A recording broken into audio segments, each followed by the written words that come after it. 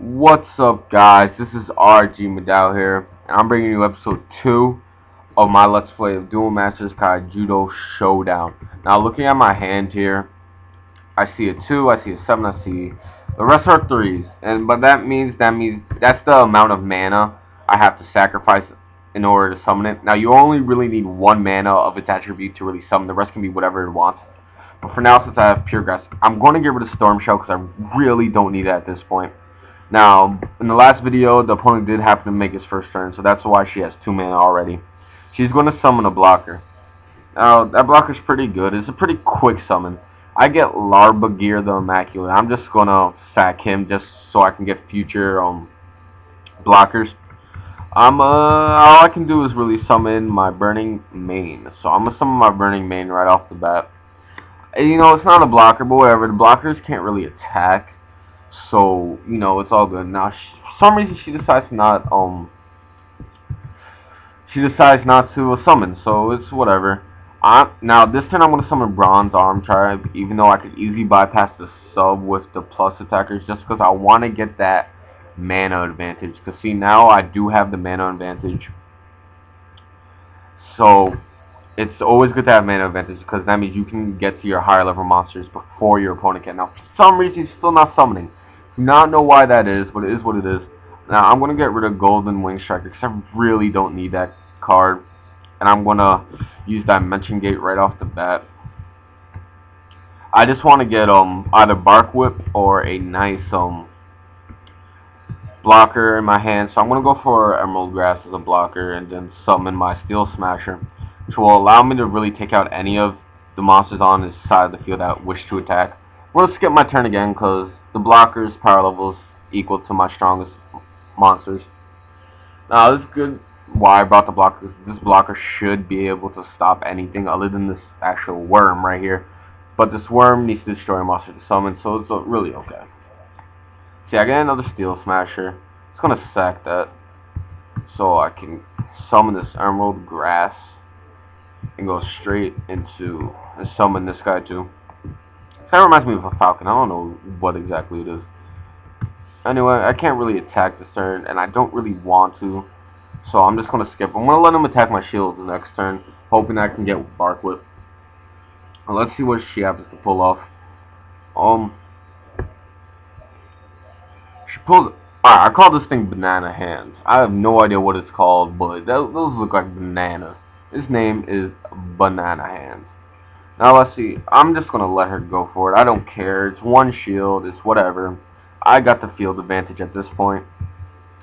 Now this is a very bad situation for me, so I'm just gonna keep on going for it. Let's see. Let's see what I can do. Alright. Now since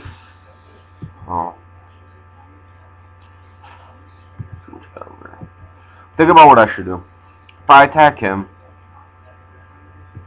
if I attack a shield, then I can get rid of their blocker, but I'm not too worried about the blocker now. I'm just going to let it happen. Now, this is another blocker, I believe. This is like Ultra Wheezing. You know what? The one from earlier is Coughing. This one's Wheezing. Now, I'm going to let this one slide. I really don't care again. Hopefully, I can get Bark Whip. Oh, I do get another,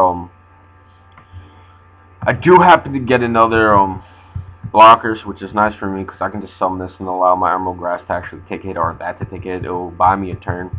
I'm going to summon this thing, and I'm going to try to trick my opponent into attacking it later on, because when it is destroyed, I get an extra card in my mana zone, which I could use for later on. Let's see. She casts this 6 mana monster. I don't know exactly what she wants to do with it. It is what it is. It's whatever. Now, she can take a spell from her deck and put it in her hand. That's really bad, because I know what spell that is. It's going to be able to destroy one of my monsters, I believe. I'm just going to block with this thing. I don't need it at all. It's just there for being there. It's really there for buying me one more turn to get Bark Whip the Smasher, which I kind of desperately need at this moment. So anyway, I get another one at least. You know, that's always nice. Oh, come on, Bark Whip the Smasher. Alright. Skip. Well, I'm safe here, and I'm going to pick up again, because I have to do this for Movie Maker, so I don't know if it's going to show Movie Maker, but whatever. Anyway, continuation, episode 2 coming up next. Be ready for it. What's up, guys? This is RG Madao with part 2 of episode 2.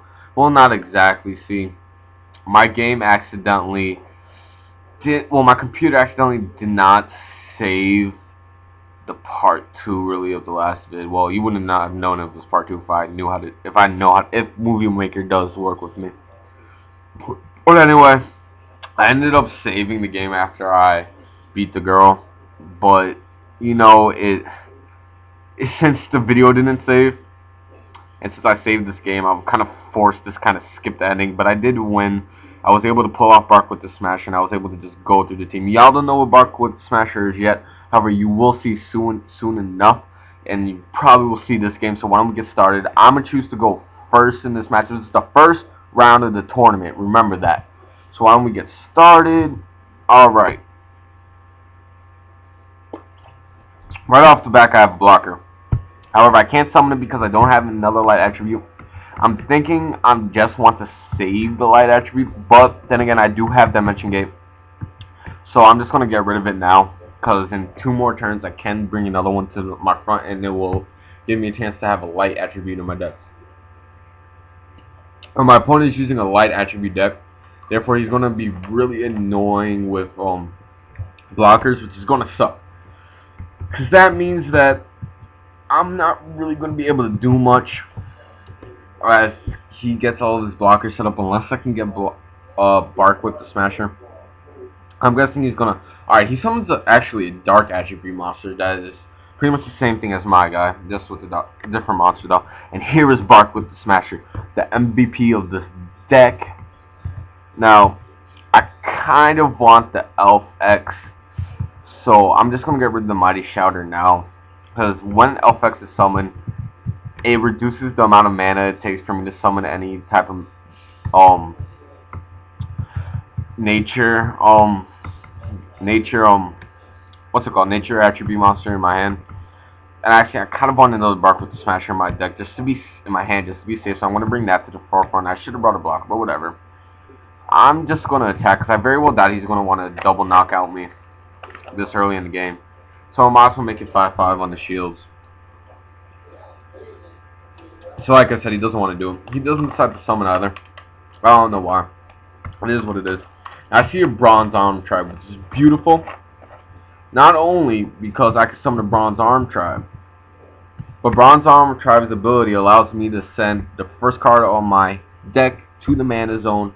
So now I can summon the Bronze Arm Tribe, and I get that extra mana. I can use Bark with the Smasher to tribute summon on top of the Bronze Arm Tribe and get 2 monsters right off the gate. Now, the good thing about Bark with the Smasher is after it attacks all nature monsters, or really all monsters on my side of the field. I'm not entirely sure which one. I should go check, but I'll check it later. Pretty sure it's all nature monsters gain 2,000 attack, as you see from my monster on the top.